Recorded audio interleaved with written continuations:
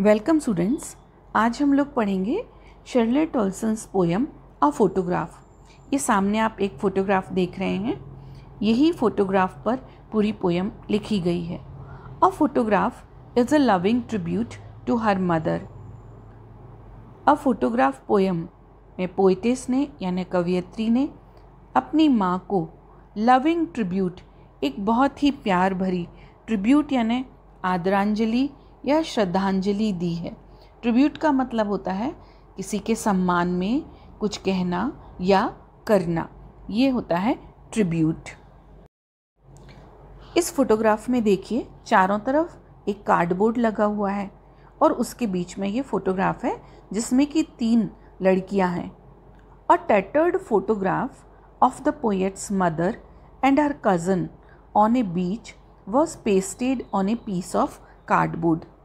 Cardboard के एक टुकड़े पर एक टैटर्ड यानी पुराना फोटोग्राफ जो कि पोएट की मदर और उनकी कज़िन का था, उसको पेस्ट यानी लगाया हुआ था, चिपकाया हुआ था। और बीच पर, समुद्र के जो तट पर ये तीनों थीं, तब ये फोटोग्राफ लिया गया था। The photo reflect the happy memories of his mother's childhood vacation, where she was along with her 2 younger cousins, Betty and Dolly. Photo में बीच में पोएटेस की मदर हैं और ये फ़ोटो बहुत ही हैप्पी मेमोरीज़ यानी सुखद यादों को रिफ्लेक्ट करता है। जब ऑथर की मदर अपने वेकेशन पर अपनी दोनों छोटी कज़न्स, जिनका नाम बेटी और डॉली था, उनके साथ गई थी। तो ये पोयम का इंट्रोडक्शन है। पोयम में आगे और क्या दिया गया है, ये हम लोग पोयम को जब लाइन बाय लाइन एक्सप्लेन मैं करूँगी आपको, तब आपको क्लियर होगा। लेकिन पोयम पढ़ने से पहले हम पोएटेस के बारे में भी जानते हैं। और ये जो सामने आप फोटोग्राफ देख रहे हैं, ये अ फोटोग्राफ पोयम की पोएटेस हैं शर्ले टोल्सन। फिर से बोलिए, शर्ले टोल्सन। ये इंग्लिश राइटर रही हैं, एक पोएट भी हैं, जर्नलिस्ट भी हैं और अपने समय की लोकल पॉलिटिशियन भी रही हैं।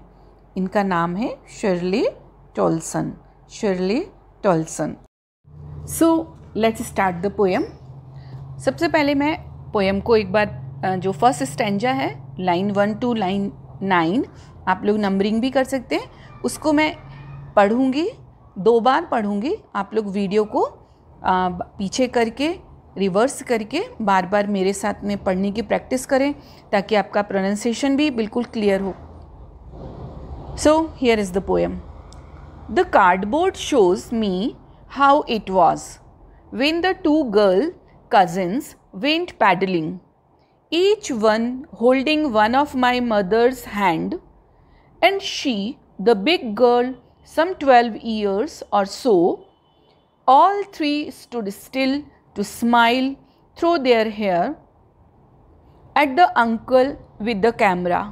A sweet face, my mother's, that was before I was born, and the sea, which appears to have changed less, washed their terribly transient feet. एक बार फिर से मैं पोयम को पढ़ती हूँ, इस बार आप मेरे साथ में पढ़ें। The cardboard shows me how it was when the 2 girl cousins went paddling, each one holding one of my mother's hand, and she, the big girl, some 12 years or so. All 3 stood still to smile through their hair at the uncle with the camera. A sweet face, my mother's, that was before I was born, and the sea, which appears to have changed less, washed their terribly transient feet. और अब हम first stanza का अर्थ समझते हैं। सबसे पहले poem और photograph. कोई भी फोटोग्राफ हो, उसमें एक मेमोरी होती है, एक याद होती है, और वो जो मेमोरी होती है जिसको कि उस फोटोग्राफ्स में कैप्चर किया होता है, दैट स्टेज फॉर एवर, वो हमेशा के लिए होती है। ऐसी ही एक मेमोरी जो पोइटेस हैं शिर्ले टोल्सन, उनके एक फोटोग्राफ में है, जिसको कि इस पोयम में बताया गया है। The first line, the cardboard shows me how it was. Cardboard यहाँ पर फोटोग्राफ के लिए आया है। कार्डबोर्ड यानी एक गत्ते या पुट्ठे पर एक फ़ोटो चिपकी हुई है, उस पर पेस्टेड है, तो वो मुझे बतलाती है, that shows me how it was, वो मुझे बतलाती है।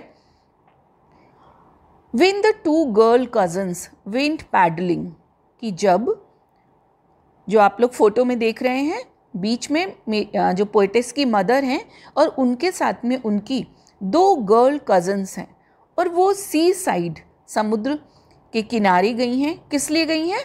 पैडलिंग के लिए। पैडलिंग किसको कहा जाता है?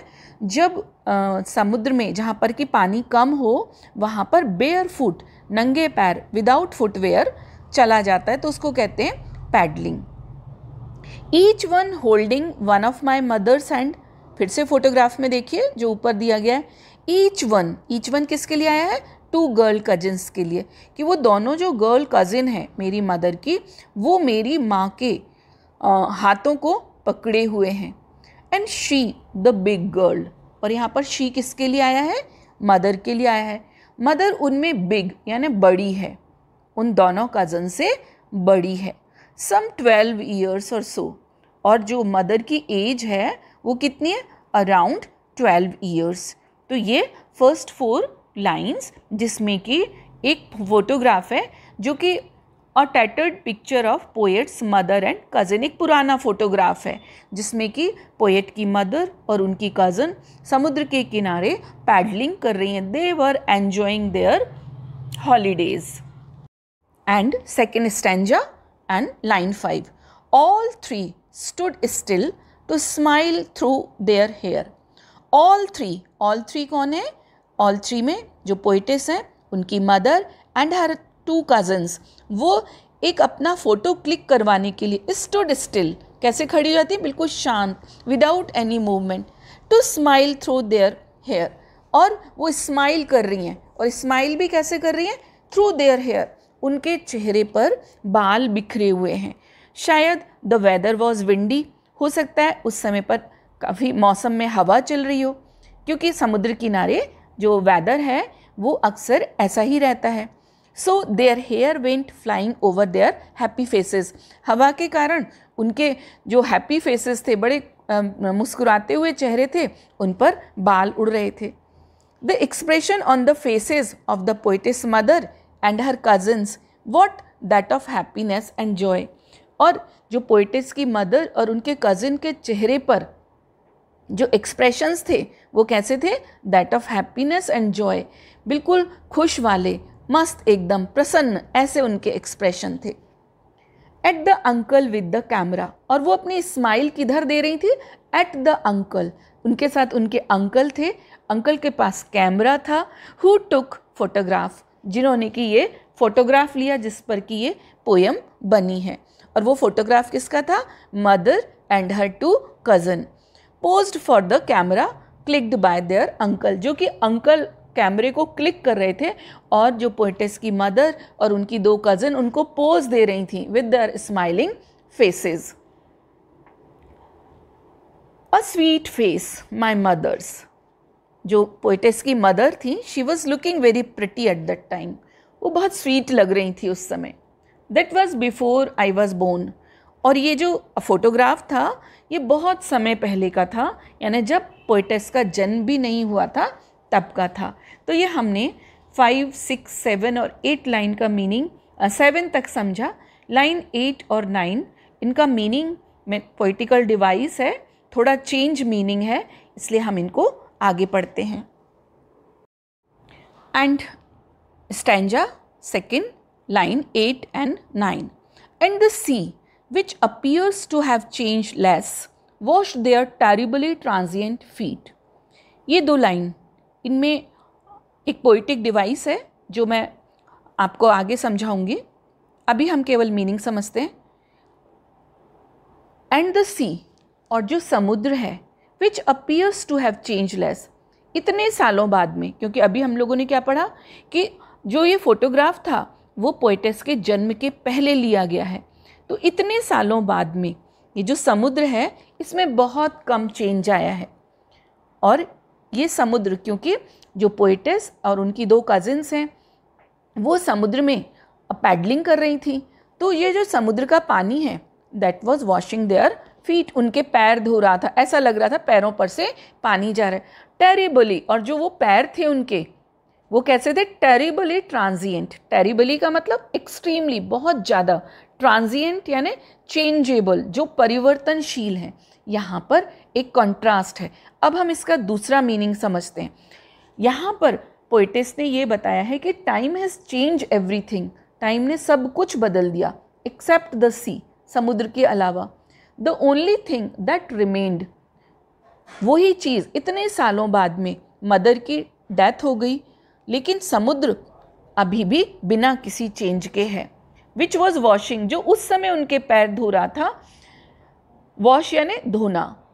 अब टेरिबली ट्रांजिएंट, टेरिबली ट्रांजिएंट का मतलब extremely change, ever changing. Transient का मतलब एवर चेंजिंग, जो परिवर्तनशील हो।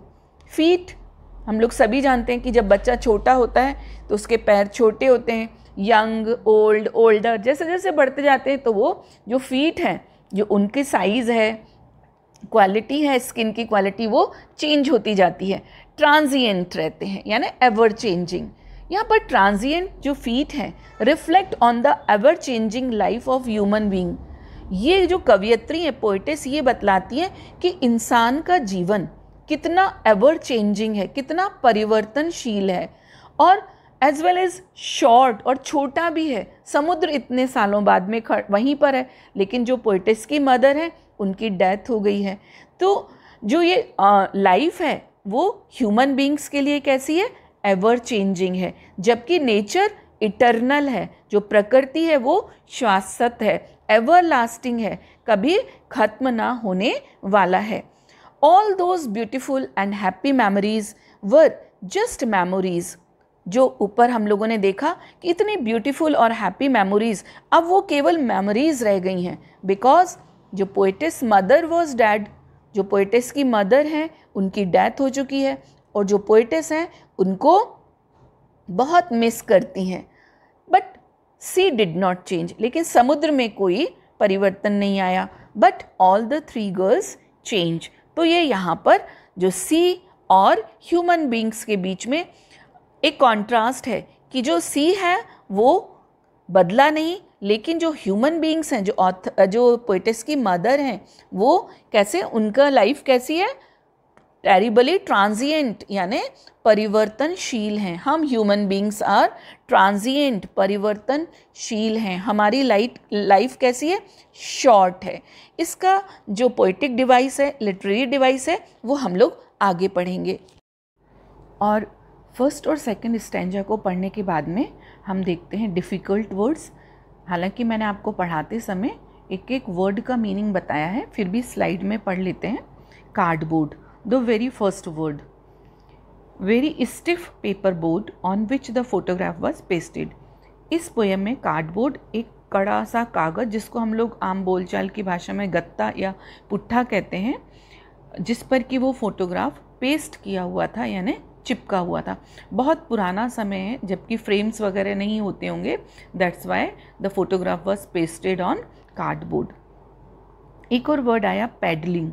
पैडलिंग का मतलब होता है पानी में ऐसी जगह जहाँ गहराई ज़्यादा ना हो, वहाँ पर बेयर फुट यानी नंगे पैर चलना, बिना किसी फुटवेयर के चलना, उसको कहते हैं पैडलिंग। फिर आया बिग गर्ल। बिग गर्ल यहाँ पर पोएटेस की मदर के लिए आया है, क्योंकि वो अपनी दोनों कज़न्स में सबसे बड़ी थी, दैट्स वाई बिग गर्ल जो वर्ड है that was used for her. She was the eldest among the 3 girls. Still, still का मतलब होता है विदाउट मूविंग और शेकिंग, बिल्कुल शांत, खामोश, जिसमें कोई हलचल ना हो। और अब हम लोग पढ़ते हैं 1 वर्ड आंसर वाले क्वेश्चंस, जो कि फर्स्ट और सेकंड स्टैंजा पर फ्रेम है, यानी from line 1 to line 9। First question, who is the poetess of this poem? Shirley Toulson, मैंने आपको इंट्रोडक्शन में ही बताया था। Second question, whose mother is there in the photograph? Photograph में किसकी मदर है?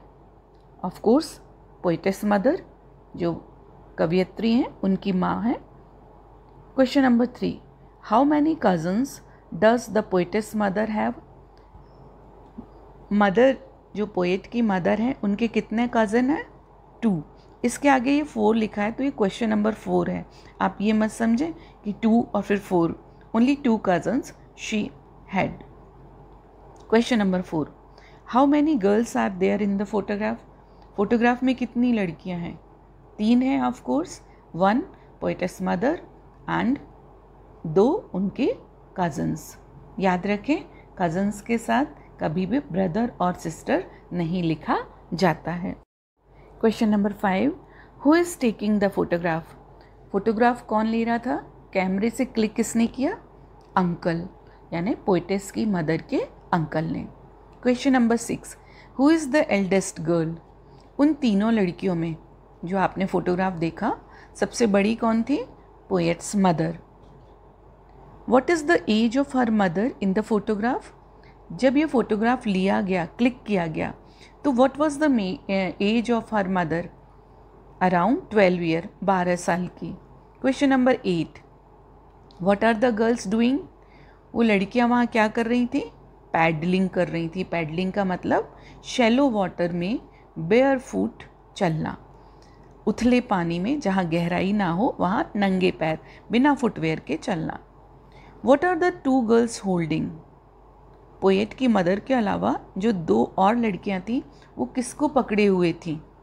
पोएटेस मदर हैंड, यानी जो कवियत्री हैं उनकी माँ का हाथ पकड़े हुए थी। तो ये जो फर्स्ट एंड सेकंड स्टैंजा था उसके शॉर्ट आंसर्स थे, जिससे कि वो स्टैंजा को समझना और आसान हो गया। और अब हम इसी स्टैंजा से रिलेटेड कुछ लॉन्ग आंसर वाले क्वेश्चन भी देखते हैं। पहला, what does the word cardboard denote in the poem? Poem में कार्डबोर्ड शब्द आया है, उसका क्या मतलब है? Why this word been used? और इसका यूज़ क्यों किया गया? तो इसका यही मतलब है कि जो cardboard means a frame which supports the photograph. Cardboard यानी गत्ता या पुट्ठा, क्योंकि उस समय पर बहुत अच्छे फ्रेम्स नहीं चलते होंगे, तो कार्डबोर्ड पर ही उस फोटोग्राफ को पेस्ट किया गया। Because the photograph was very old. Cardboard का यूज़ क्यों किया गया? क्योंकि जो फोटोग्राफ बहुत पहले का था, that's why cardboard was used. Second question है, what has the camera captured? कैमरे ने क्या क्लिक किया? The camera has captured poet's mother and her 2 cousins. कैमरे में पोएटेस की मदर और उनकी जो 2 कज़न थी, बेटी एंड डॉली, उनके फोटोग्राफ को क्लिक किया गया। What has not change over the years? इतने साल गुजर जाने के बाद भी क्या चीज़ नहीं बदली? The sea which touched her mother's feet is one which has not change. Poem में हमने पढ़ा कि समुद्र जो कि पोएटेस की मदर के फीट को टच कर रहा था वो नहीं बदला। But her mother and her cousins grew older. लेकिन पोएटेस की मदर और उनकी कज़न्स, उनके जो फीट थे, उनके जो पैर थे, देवर ट्रांजिएंट। वो कैसे थे? नॉट परमानेंट, वो स्थायी नहीं थे, तो वो चेंज हो गए, यानी वो they grew older. Sea is the symbol of eternity and immortality. इस स्टैंजा में जो ये ट्रांजिएंट फीट वर्ड आए हैं और and the sea which appears to have changeless, इसका मतलब यही है कि जो समुद्र है वो इटर्निटी, इटर्निटी यानी शाश्वत, इमॉर्टल यानी अमर, नेवर चेंजिंग, परमानेंट, जो कि बदलता नहीं है, उसका प्रतीक है। जबकि ह्यूमन बीइंग्स लाइफ कैसी है? एवर चेंजिंग, हमेशा बदलने वाली है, एंड वेरी शॉर्ट, और बहुत छोटी है।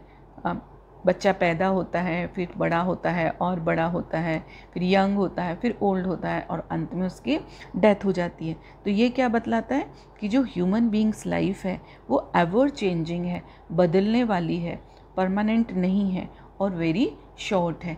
जबकि जो नेचर है वो कैसा है? एवर लास्टिंग है, वो कभी ख़त्म ना होने वाला है।